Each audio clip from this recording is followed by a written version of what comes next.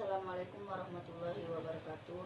Saya Rika Anjani dari Fakultas Agama Islam Prodi S1 Syariah, kelas B Syariah dengan NIM 305020000063.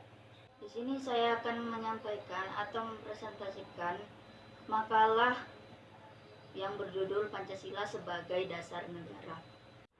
Sebagaimana kita tahu, Pancasila adalah pilar ideologis kebangsaan yang digali dan dirumuskan yang lahir di tengah-tengah rakyat Indonesia, sehingga tidak sulit menggabungkan setiap unsur yang ada di masyarakat di bawah bendera Pancasila untuk dijadikan pedoman dan pegangan agar tercapai persatuan dan kesatuan dalam bernegara.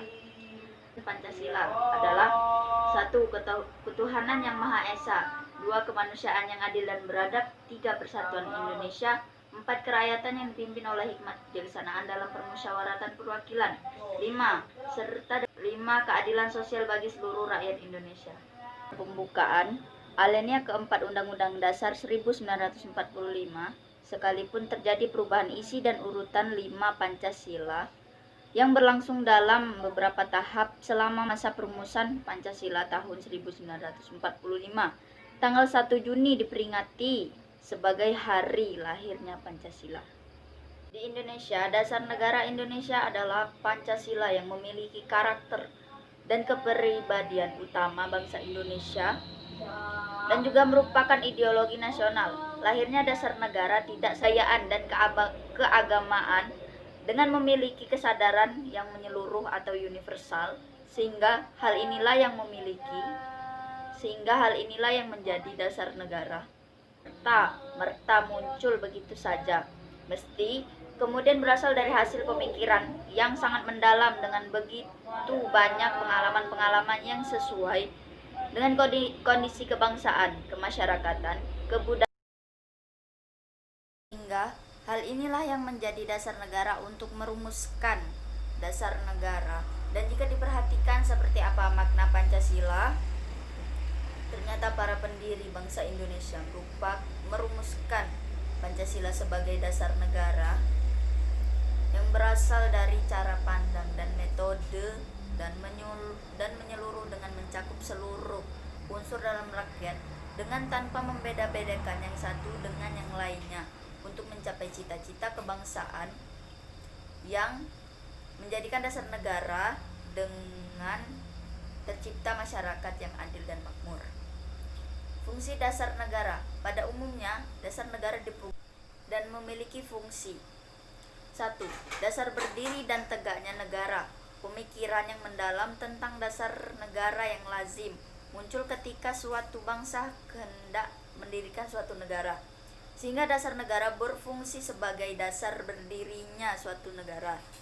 Sesudah negara berdiri, dasar negara dapat menjadi landasan bagi pengelolaan negara yang bersangkutan. 2. Dasar kegiatan penyelenggaraan negara. Negara didirikan untuk mewujudkan cita-cita dan tujuan nasional suatu bangsa di bawah pimpinan para penyelenggara negara. Agar para penyelenggara negara benar-benar dapat mewujudkan tujuan nasional, mereka harus mendasarkan semua kegiatan pemerintah. 3. Dasar partisipasi warga negara. Semua warga negara mempunyai hak dan partisipasi dalam upaya mencapai tujuan bangsa. Dalam menggunakan hak dan menunaikan kewajiban itu, seluruh warga negara harus berpedoman kepada dasar negara. Dasar pergaulan. 4. Dasar pergaulan antar warga negara. Dasar negara tidak hanya menjadi dasar perhubungan antara warga negara dan negara, melainkan juga dengan dasar yang hubungan antara warga negara. 5. Dasar dan hukum nasional. Seluruh aktivitas penyelenggaraan negara dan warga negara dalam kehidupan perundang-undangan yang dibentuk untuk penyelenggaraan negara harus didasarkan pada dasar negara. Manfaat dasar negara bagi suatu negara. Setiap negara memang sistem pemerintahannya berbeda karena tergantung dari pemerintahannya itu sendiri, dan setiap negara juga memiliki dasar negara yang berbeda. Dasar negara sendiri merupakan suatu fundament yang memang kuat dan juga kokoh, yang dimana dijadikan sebagai Pancasila sendiri juga menjadi suatu dasar negara yang mengajarkan nilai-nilai hidup serta menjadi pedoman hidup. Selain itu, dasar negara sendiri juga memiliki banyak manfaatnya. Manfaat dari dasar negara yang pertama adalah sebagai pedoman hidup dan juga pandangan dari semua masyarakat yang tinggal di dalam suatu negara.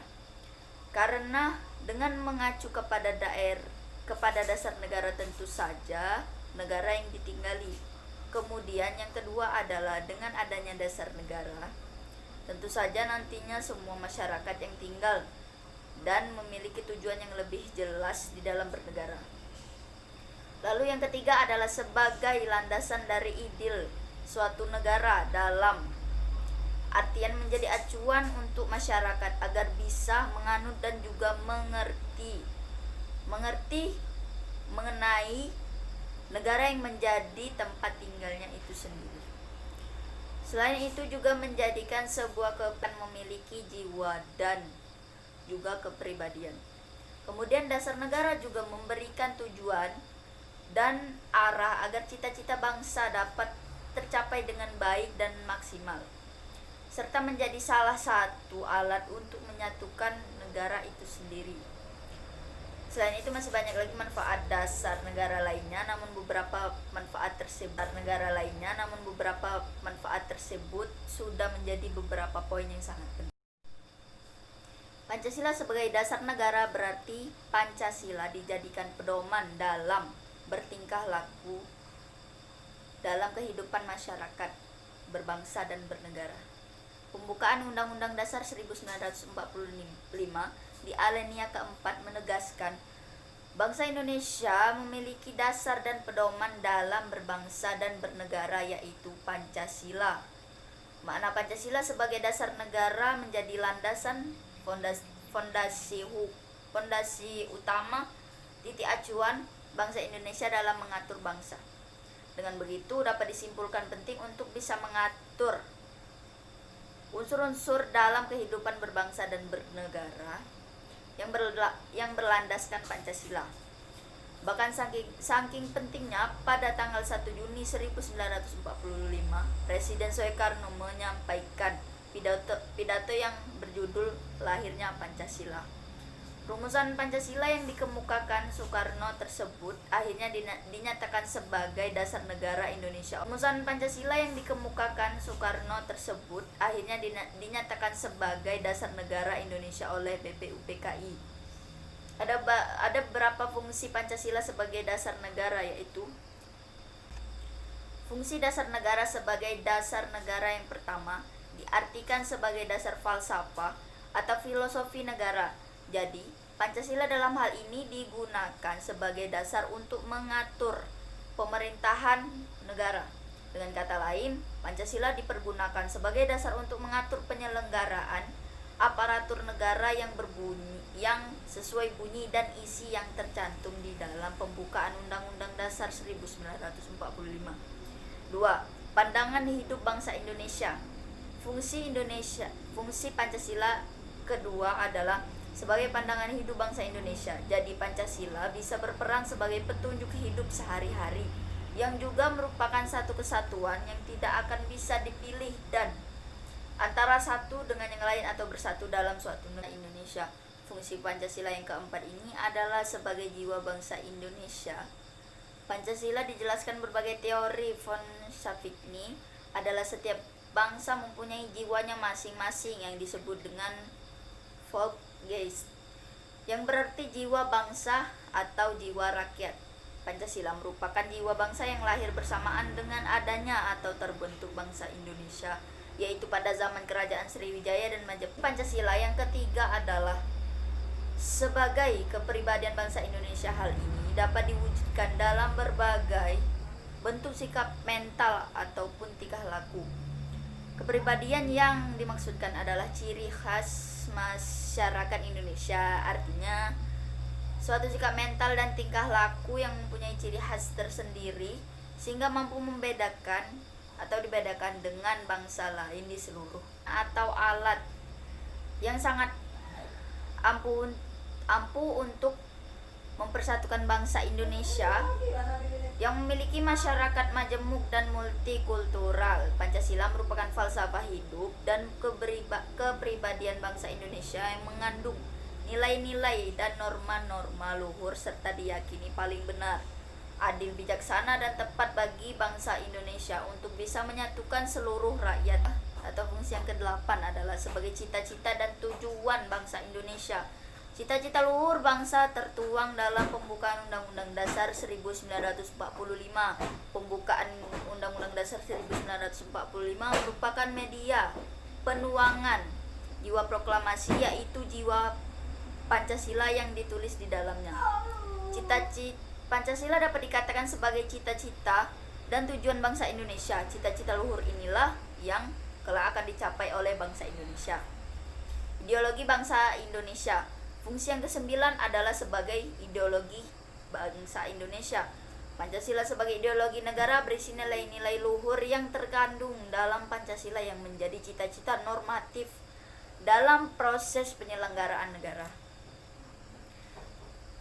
Secara lebih luas, pengertian Pancasila sebagai ideologi negara dapat diartikan sebagai visi atau arah penyelenggaraan kehidupan berbangsa dan bernegara di Indonesia.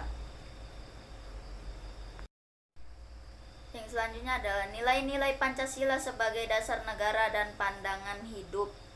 Nilai-nilai Pancasila sebagai dasar negara dan pandangan hidup bangsa Indonesia mempunyai ciri khas atau karakteristik yang berbeda atau tersendiri.